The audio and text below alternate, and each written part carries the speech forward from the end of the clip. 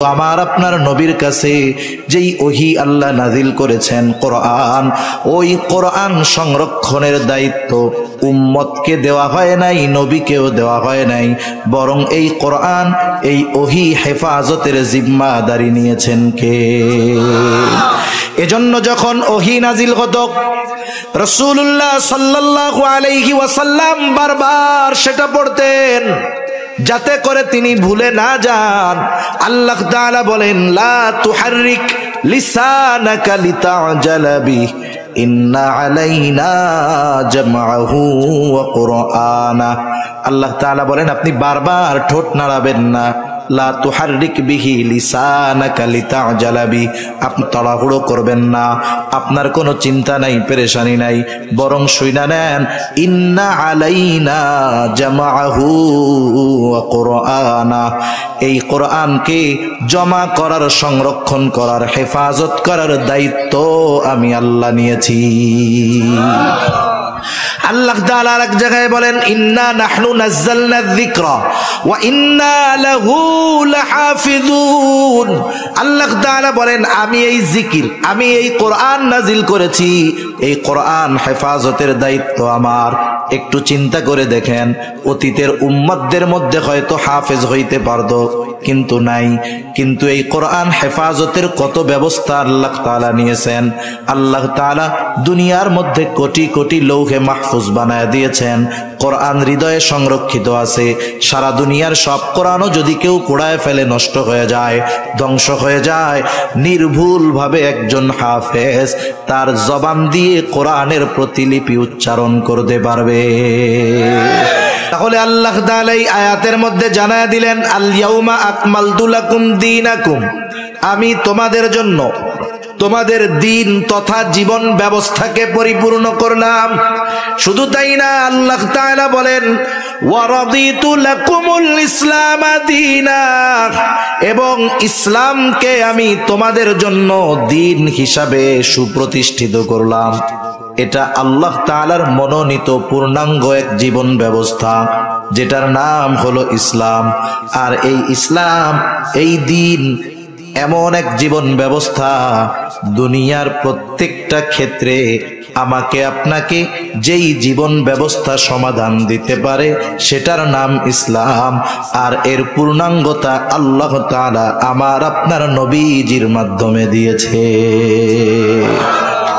ইসলাম এমন এক জীবন ব্যবস্থা, দুনিয়ার এমন কোন বিষয় নাই যেটা ইসলাম সমাধান দিতে পারে না। সুবহানাল্লাহ বলেন।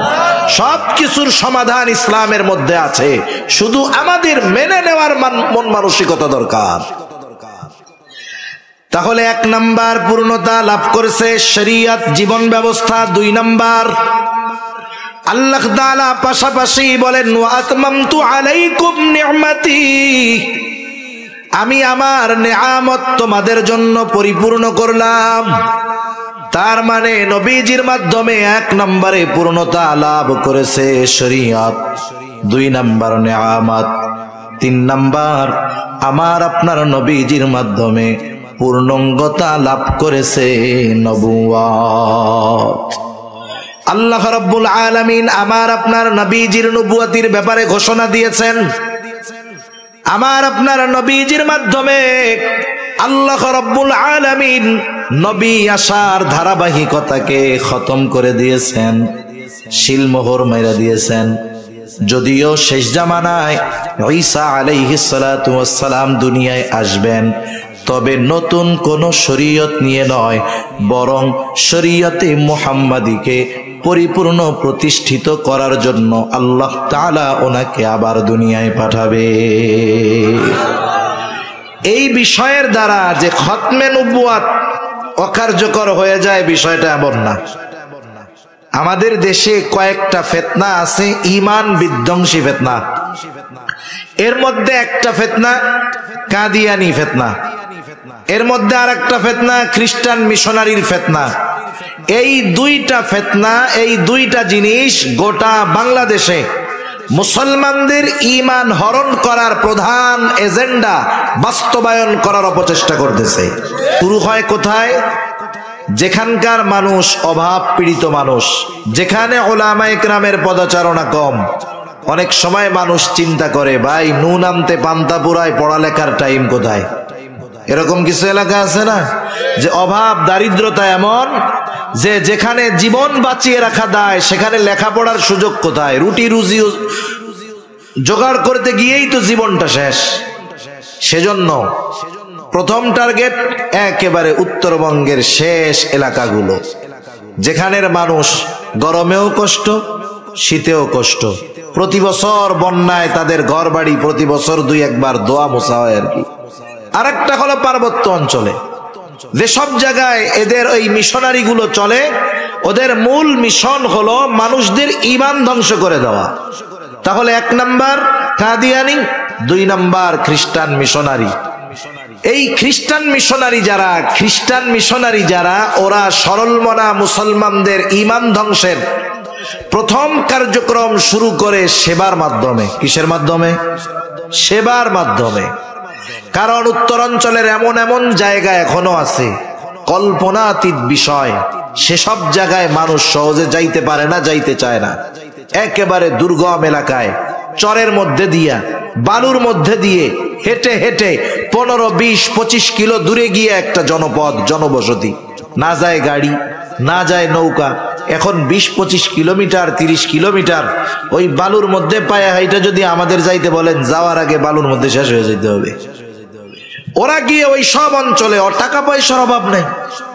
আমাদের মুসলমান সম্প্রদায় যারা, গোটা দুনিয়ায় মুসলমান যারা আছে, আমাদের সম্পদ হইলে আমরা বিলাসিতা করার চেষ্টা করি। দেখেন না, শুনেন না মাঝে মধ্যে যে আরব দেশের অমক প্রিন্স অমক দেশে সফরে গেছে, যাওয়ার সময় সে সিঁড়ি নিয়ে গেছে, স্বর্ণের সিঁড়ি, আবার বাথরুম করবে কমোড বানায় নিয়ে গেছে, স্বর্ণের কমোড।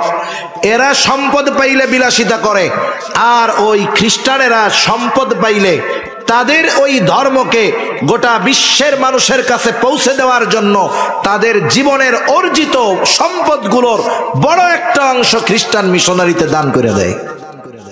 পৃথিবীর অন্যতম ধনী বিল গেটস তার উপার্জিত সব সম্পদের প্রায় 60% উপরে টাকা সে খ্রিস্টান মিশনারিতে অলরেডি উইল করে দিচ্ছে, যে আমার এই 60% টাকা এগুলা মিশনারির জন্য ব্যয় হবে। কি চিন্তা করতেছেন? এই অর্থ দিয়ে দিয়ে, সেবা দিয়ে দিয়ে সরল মনা মুসলমানদের মন আগে জয় করে। স্বাভাবিক আমরা মানুষ, একজনের দ্বারা যদি বারবার বারবার আমার মৌলিক চাহিদা মিটে, প্রয়োজন মিটে, এক সময় তার প্রতি আমার একটু দুর্বলতা আসবে, স্বাভাবিক বিষয়, ঠিক কিনা বলেন? আর স্বাভাবিক প্রত্যন্ত অঞ্চলের মানুষ শিক্ষার ব্যাপারে কমতি থাকে, দ্বীনের ব্যাপারেও কম জানে, দুনিয়ার ব্যাপারেও কম জানে। এই সুযোগটা তারা ব্যবহার করে আস্তে আস্তে ওই মানুষগুলোকে খ্রিস্ট ধর্মের দাওয়াত দেয়, স্টেপ বাই স্টেপ, ধাপে ধাপে দাওয়াত দেয়।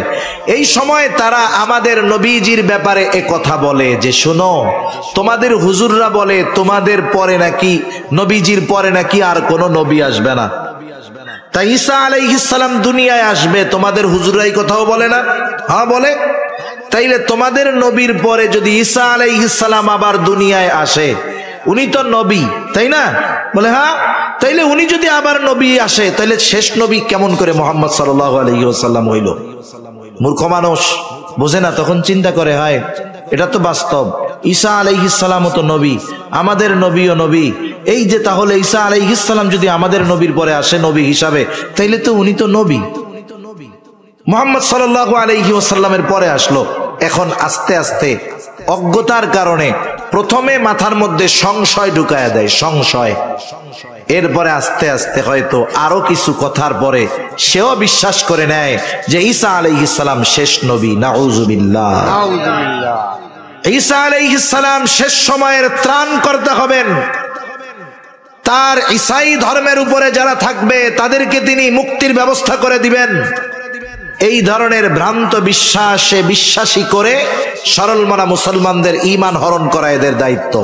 এখন আমি কি জন্য এই কথাটা বললাম, পরেও কাজে লাগবে। মনে করেন একটা অনুষ্ঠান শুরু হবে 10টায়, কয়টায়? আপনাদের এইখানে হয়তো যে ব্যক্তি, এক ব্যক্তি আছেন যে যিনি সবার আগে আইসা বসছেন, একজন আছে না, যে তো আসছে সবার আগে, মনে করেন আধা ঘন্টা বসার পর উনি যে কোনো কারণবশত একটু জরুরত সারতে গেলেন, জরুরত সারার পরে উনি যখন আসলেন আইসা দেখলেন যে 500 মানুষ হয়ে গেছে।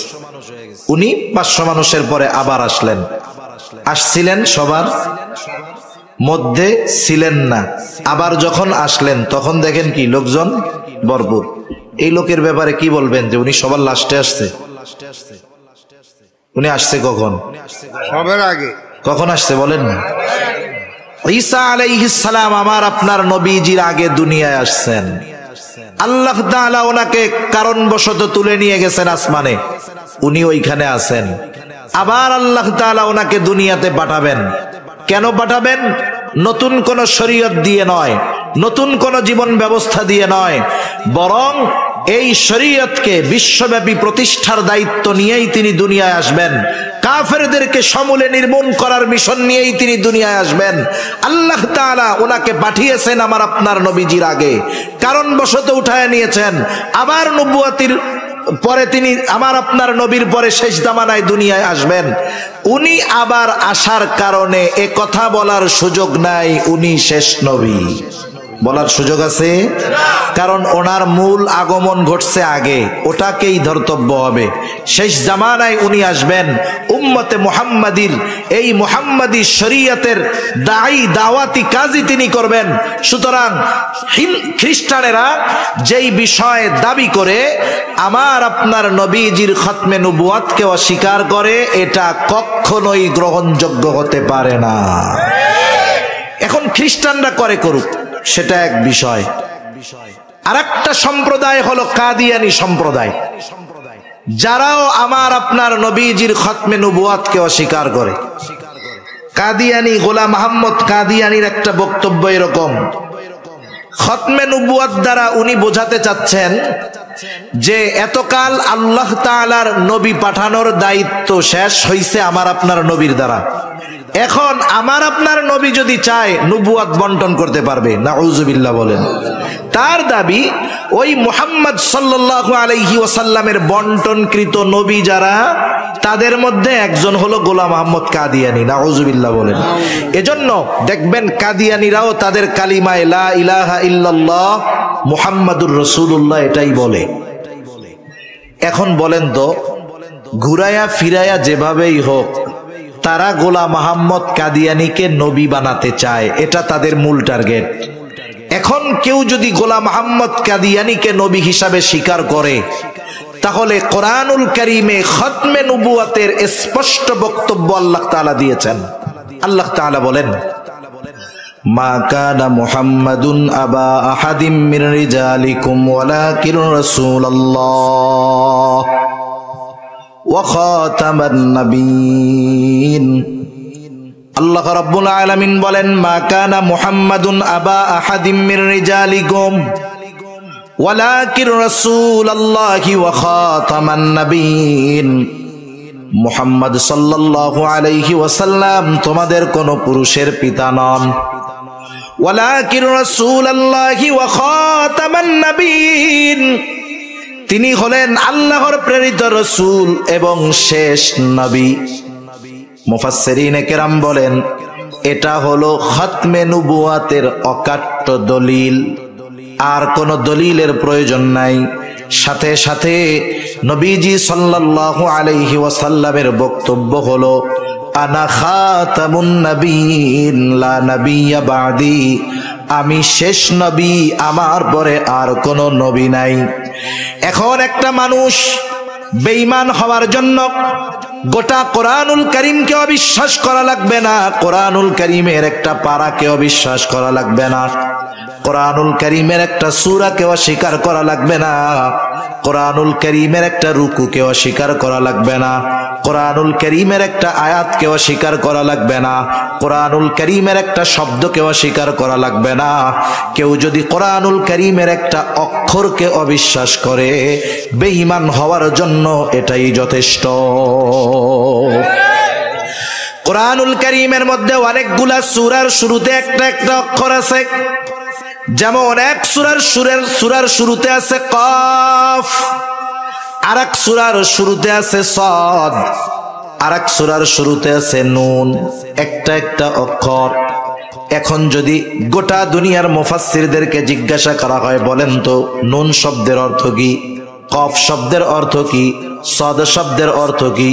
গোটা দুনিয়ার মুফাসসিরিনে কেরাম এই বিষয়টাতে একমত, একই বক্তব্য। তারা সকলেই বলেন আল্লাহু আ'লামু বিমুরাদিহি, এই নুন দ্বারা, সদ দ্বারা, কফ দ্বারা উদ্দেশ্য কি সেটা যিনি জানেন তিনি কে? এখন যদি কেউ বলে যেই শব্দের উদ্দেশ্য জানা যায় না, অর্থ জানা যায় না, যার অক্ষর, যেই অক্ষরের অর্থ জানা নাই, যেই অক্ষরের উদ্দেশ্য জানা নাই, এই অক্ষরটা মানি না, বলেন তো ওই একটা অক্ষর নুন যদি অস্বীকার করে তাহলে তার ঈমান থাকবে নাকি যাবে?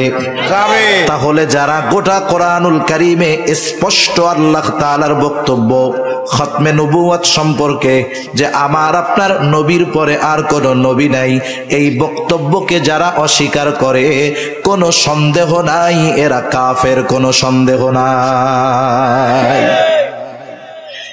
এখন প্রশ্ন হতে পারে, হুজুর দলিলের আলোকে বুঝলাম এরা কাফের, যে কাফের সে কাফের, লাল তো লাল, কালো তো কালা, সাদা তো সাদা, এর জন্য আবার আপনার সরকারের কাছে কেন আপনারা দাবি করেন যে রাষ্ট্রীয়ভাবে কাফের ঘোষণা করে দেওয়া হবে? প্রশ্নের জবাব অনেক মানুষ কিন্তু বোঝে না। অনেক মুসলমান নামাজি তারাও এই বিষয়টা উত্থাপন করে বসে, বলে হুজুর ওরা তো কাফের আমরা জানি, তবে আবার রাষ্ট্রীয়ভাবে ঘোষণা দেওয়ানোর দরকার কি? এর জন্য আপনারা আন্দোলন করেন, রক্ত দেন, চিল্লাচিল্লি করেন, কারণটা কি? তাদেরও এই প্রশ্নের জবাবে একথা বলা যায় যে শোনেন, বিষয়টা তো এইরকম, নাগরিক হিসাবে প্রত্যেকটা মানুষ রাষ্ট্রীয় সুযোগ সুবিধা ভোগ করবে, আমাদের কোনো বাধা নাই। আমাদের বাংলাদেশে অন্যান্য ধর্মের লোক ধর্মীয় পরিচয় নিয়ে বসবাস করে, আছে না নাই? হিন্দু ভাইরা বসবাস করতেছে, রাষ্ট্রীয় সুযোগ সুবিধা ভোগ করতেছে। আমরা কোনোদিন বলি নাই হিন্দুদের এই সুবিধা দেওয়া যাবে না, বলছি নাকি? খ্রিস্টানদের দেওয়া যাবে না বলেছি নাকি? বৌদ্ধদের দেওয়া যাবে না বলছি নাকি? তাইলে কাদিয়ানীদের ব্যাপারে এত কঠোর কেন? ইউসুফ লুধিয়ানি রহমাতুল্লাহি আলাইহি এই কাদিয়ানীদের ব্যাপারে বলেন, সাধারণ কাফের আর কাদিয়ানি কাফের এই দুইটা কিন্তু এক ধরনের নয়। সাধারণ কাফের পরিচয় নিয়েই তারা কাফের, আর ওই কাফের কাদিয়ানি কাফের তারা তাদের পরিচয় গোপন করে কাফের। এরা আরেকটু জঘন্য, আরেকটু জঘন্য কি? এরা এদের পরিচয়কে প্রকাশ করে কুফুরিকে ইসলামের আলোতে আলোকিত করতে চায়। ওরা ওদের কুফুরিটাকে ইসলাম হিসাবে প্রতিষ্ঠিত করতে চায়। এই দৃষ্টিকোণ থেকে উনি কাফের তিন ধরনের হতে পারে বলে বলেছেন। এক নাম্বার কাফের, যে নিজের কুফুরিকে প্রকাশ্যভাবে স্বীকার করে, যেমন একজন হিন্দু, বৌদ্ধ, খ্রিস্টান, আমাদের ধর্মীয় আলোকে তারা কাফের, ঠিক কিনা বলেন? আর এক দল হলো কুফুরি গোপন করে, এরা হলো মুনাফিক। কুফুরি গোপন করে ইসলামকে দেখায় যে আমি মুসলমান নামাজি, এরা মুনাফিক। আর এক দল, এরা কুফুরি গোপন করে ওই কুফুরিকে ইসলাম হিসাবে প্রতিষ্ঠিত করতে চায়। এই তৃতীয় অবস্থা হলো কাদিয়ানীদের। এই জন্য এরা সাধারণ কাফের এবং মুনাফিকদের চাইতে বেশি জঘন্য। এখন প্রশ্ন হলো, আমাদের প্রত্যেকের পরিচয়ের মধ্যে লেখা থাকে, দেখবেন বাপের নাম, দাদার নাম, তারপরে কোন দেশি মানুষ, বাংলাদেশি, ধর্ম কি, ইসলাম, আমরা লিখি সুন্নি ব্রাকেটে, ঠিক না? ওরাও নিজেদেরকে নিজেদের পরিচয়ের মধ্যে মুসলিম হিসাবে পরিচয় প্রদান করে। এখন বলেন, ওই খতমে নবুয়তকে যারা অস্বীকার করে তারা কি মুসলিম না অমুসলিম? আমরাও বলি তারা সকল সুযোগ সুবিধা গ্রহণ করবে, তবে মুসলিম পরিচয়ে নয়, অমুসলিম পরিচয়ে, ঠিক কিনা বলেন? কাদিয়ানীরা কেমন কাফের? এরা ইসলামের ব্যানার নিয়ে কুফুরি করতেছে। যেমন একজন মদ বিক্রয় করে, মদকে মদ বলে, বাজারে মদের দোকান ঝুলায় রাখছে, সাজায় রাখছে, লেখা আছে মদ। সে বিশ্বাস করতেছে মদ, ক্রেতা মদ মনে করেই মদ কিনতেছে। কবিরা গুনাহ? কোনো সন্দেহ নাই। কিন্তু কাদিয়ানীদের সিস্টেমটা কি? ওরা মদের বোতলে লেবেল লাগায়া দিছে মা উ জমজম। বোতলের মধ্যে আছে কি? মদ। ইসে দিছে কি? জমজমের পানি। কথা বোঝা গেছে? এখন বলেন অপরাধী আপনি কাকে বড় অপরাধী বলবেন? যে মদের বোতলে মদ লেখে বিক্রয় করতেছে, নাকি যে মদের বোতলে জমজম লেখা বিক্রয় করতেছে? সেজন্য বুঝতে হবে সাধারণ কাফেরের চাইতে এই কাদিয়ানীদের কুফুরিটা মুসলমানদের জন্য আরো বেশি ঈমান বিধ্বংসী, ঠিক কিনা বলেন? এজন্য রাষ্ট্রীয়ভাবে তাদের একটি ধর্মীয় পরিচয় দিয়ে দিবে, এরপরে তারা রাষ্ট্রের সুযোগ সুবিধা গ্রহণ করবে। আমাদের কোনো আপত্তি নাই। আপত্তি ওই জায়গায় যে তারা সমাজে বসবাস করবে মুসলিম পরিচয়ে নয়, বরং কাফের পরিচয়ে, ঠিক কিনা বলে? নবীজির খতমে নবুয়াত সংরক্ষণ করার জন্য মুসলমানদের তৈয়ার থাকতে হবে। কারণ এই খতমে নবুয়াতের উপরে বারবার আঘাত আসতেছে। আমাদের দেশে কাদিয়ানীরা আস্তে আস্তে তাদের নেটওয়ার্ক ছড়ায় ফেলতেছে। আফসোস তো লাগে তখন যে উম্মতে মুহাম্মাদি, নবীজির উম্মত আর এক উম্মত যখন নবীজির খতমে নবুয়াত সংরক্ষণের জন্য ময়দানে নামে, আর এক মুমিন যখন গুলি চালায়, তখন এর চাইতে কষ্টের আর কিছু থাকে না, ঠিক কিনা বলেন? সেজন্য দেখেন এই কাদিয়ানীরা চেষ্টা করেছিল ৩, ৪, ৫ পঞ্চগড়, এটা কাদিয়ানীদের একটা ঘাঁটি, বিশাল এরিয়ার পর এরিয়া তারা কিনে ফেলছে। গোটা বাংলাদেশের টাকা পয়সাই তো কাদিয়ানীরা সব নিয়ে যাইতেছে। বুঝেন, কাদিয়ানীদের পণ্য ঘরে ঘরে পৌঁছায় গেছে। তাদের নেটওয়ার্কিং সিস্টেম কতটা বিস্তৃত। তারা এই ৩ দিন ইজতেমা করতে চেয়েছে।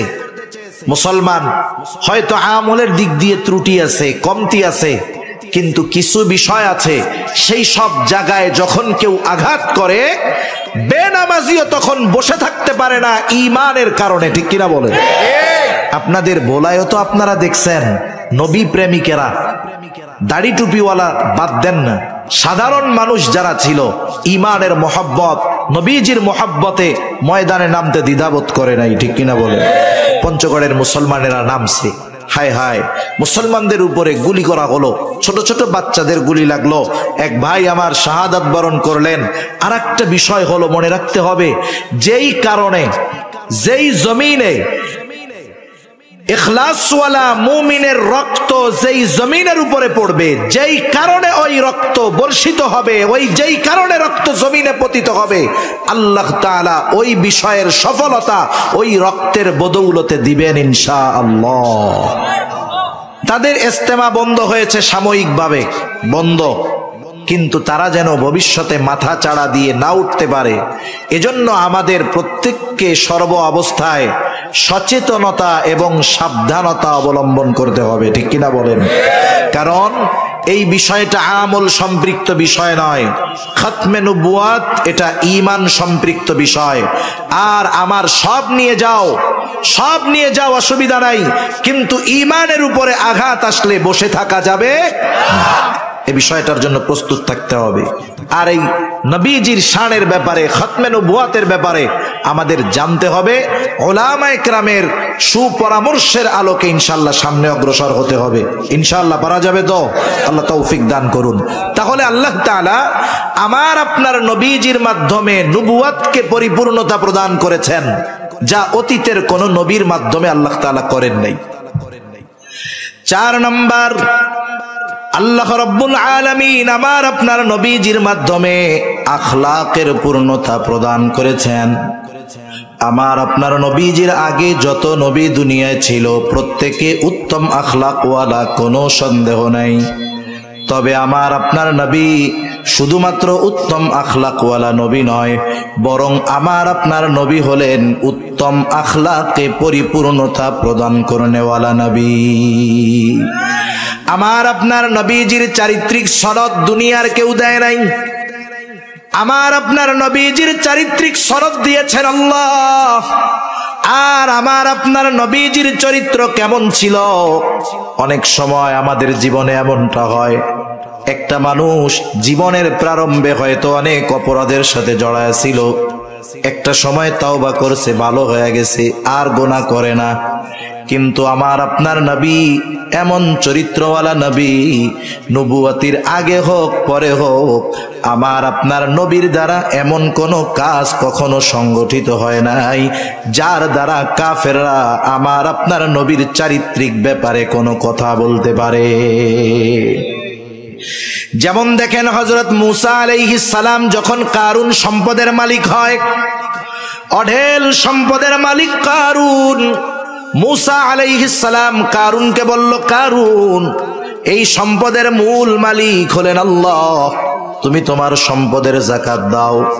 কারুন যাকাত তো দেয় নাই, বরং মূসা আলাইহিস সালামকে জিনার অপবাদ দেওয়ার অপচেষ্টা করছে। আল্লাহ তাআলা সহ্য করেন নাই, কারুনের উপরে গজব আসলো, আযাব আসলো, সম্পদ সহ কারুন জমিনের নিচে ডাবতে থাকলো। মুফাসসিরিনে কেরাম বলেন কারুন এখনো জমিনের নিচে সম্পদ সহ ডাবতেছে, কিয়ামত পর্যন্ত ডাবতে থাকবে। যেই কথাটা বোঝাইতে চাই এটা আগে অনুধাবন করতে হবে। উদ্দেশ্য হলো কারুন মূসা নবীর উম্মত, মূসা নবীর ব্যাপারে জেনার অপবাদ দেওয়ার অপচেষ্টা করছে। কিন্তু আমার আপনার নবীর যত উম্মত ছিল, যত বিরোধী হোক, নবীকে হত্যা করার অপচেষ্টা করেছে, কিন্তু আমার আপনার নবীর চারিত্রিক ব্যাপারে কোনো অপবাদ দেওয়ার দুঃসাহস কেউ করে নাই। আপনি সিরাতের কিতাব খুঁজেন, এক জায়গায়ও পাবেন না আমার আপনার নবীজিকে কাফেররা কোন চারিত্রিক বিষয়ে অপবাদ দেওয়ার অপচেষ্টা করেছে, পারে নাই। কারণ আল্লাহ তাআলা আমার আপনার নবীজির চরিত্রকে শুরুর থেকে নিয়েই সংরক্ষিত করেছেন, সংরক্ষণ করেছেন। নবুয়তির পরে যেই বিষয়টা কোরআনের মাধ্যমে অথবা নবীজির হাদিসের মাধ্যমে নিষিদ্ধ করা হয়েছে, এমন কোন বিষয় নবীজি নবুয়তির আগে করেছেন এমন কোন প্রমাণ কেউ দেখাতে পারবে না। যেই বিষয়টা শরীয়তে মুহাম্মাদির মধ্যে হারাম করা হয়েছে, ওই বিষয়টা নবুয়তির পূর্বে আমার আপনার নবীর দ্বারা সংগঠিত হয়েছে এমনটা কেউ দেখাতে পারবে না। গোটা সিরাতের কিতাব খুঁজেন, পাবেন না কোথাও। বরং রাসূলুল্লাহ সাল্লাল্লাহু আলাইহি ওয়াসাল্লামের যৌবনকালে কাফেররাই আমার আপনার নবীজির চারিত্রিক ব্যাপারে বলেছে সাদেক, আমিন, সত্যবাদী, আমানতদার। নবীজির উপাধি কাফেররা দিয়েছে। শুধু তাই না, যখন রাসূলুল্লাহ সাল্লাল্লাহু আলাইহি ওয়াসাল্লাম নবুয়তির পর 3 বছর গোপনে দাওয়াত দিয়েছে, আল্লাহ তাআলার পক্ষ থেকে আদেশ আসলো, ওয়ানজির আশীরাতাকাল আকরাবিন, আপনি আপনার নিকটস্থ আত্মীয় স্বজন যারা আছে তাদেরকে এবার দাওয়াত দেন। প্রকাশ্য দাওয়াতের ব্যাপারে ঘোষণা দেওয়া হলো, আদেশ দেওয়া হলো। নবীজি ওই পাহাড়ের উপরে উঠে গেলেন, আবু কুবাইস পাহাড়। ওই পাহাড়টা এত গুরুত্বপূর্ণ একটা পাহাড়, একজন অপরিচিত একেবারে নিঃস্ব মানুষ যদি ওই পাহাড়ের উপরে উঠে আরবদেরকে আহ্বান করতো, কে আছে এটা নয়, ওই পাহাড়ের উপরে যেই উঠতো, যেই বলতো, তার কথা তাকে গুরুত্বপূর্ণ মনে করে সব মানুষেরা তার সাহায্যের জন্য চলে আসতো। নবীজি আজকে ওই পাহাড়ের উপরে উঠলেন। আরববাসী যখন দেখলো আমাদের আল আমিন পাহাড়ের উপরে উঠছে, এটা তো অতি গুরুত্বপূর্ণ বিষয়। নবীজি আহ্বান করলেন, সব আরববাসী পাহাড়ের পাদদেশে এসে জমা হলো, সবাই চলে আসছে, কেউ বাকি নাই। এইবার নবীজি সাল্লাল্লাহু আলাইহি ওয়াসাল্লাম তাদেরকে বললেন, আমি যদি তোমাদের এই কথা বলি, পাহাড়ের অপর প্রান্তে, পাহাড়ের তলদেশে একদল ঘোড়া সাওয়ারি শত্রু তোমাদের উপরে আক্রমণ করার জন্য অপেক্ষা করতেছে, তোমরা কি আমার কথা বিশ্বাস করবা নাকি? সবাই সমস্বরে বলল, হ্যাঁ অবশ্যই বিশ্বাস করব। বিশ্বাস করার কারণ কি? ওই কাফেররাই বলতেছে, ও মুহাম্মদ, কেন আমরা তোমার কথা বিশ্বাস করব না? কারণ ইতিপূর্বে আমরা তোমাকে কখনো মিথ্যাবাদী হিসাবে পাই না। আমরা এই গোটা 43 বছর পার হয়ে গেছে, তোমার কখনো মিথ্যাবাদী হিসাবে পাই নাই। তাহলে আমার আপনার নবীজির চারিত্রিক বিষয়টা কেমন সুরক্ষিত ছিল? আল্লাহ তাআলা আমার আপনার চারিত্রিক সনদ দিয়েছেন। আল্লাহ তাআলা বলেন ওয়া ইন্নাকা লাআলা খুলুকিন আযীম, আমি আপনাকে মহান চরিত্রে অধিষ্ঠিত করেছি। রাসূল আকরাম সাল্লাল্লাহু আলাইহি ওয়াসাল্লাম বলেন ইন্নামা বুইসতু লিউতাম্মিমা মাকারিমাল আখলাক, আমাকে উত্তম চরিত্রে পরিপূর্ণতা প্রদানার্থে প্রেরণ করা হয়েছে। তার মানে অতীতের সব নবী উত্তম চরিত্রওয়ালা নবী, আর আমার আপনার নবী হলেন উত্তম চরিত্রে পরিপূর্ণতা প্রদানকারী নবী। তাহলে সারা বিশ্ববাসীর জন্য আদর্শ হওয়ার জন্য চারটা জিনিস দরকার। কয়টা?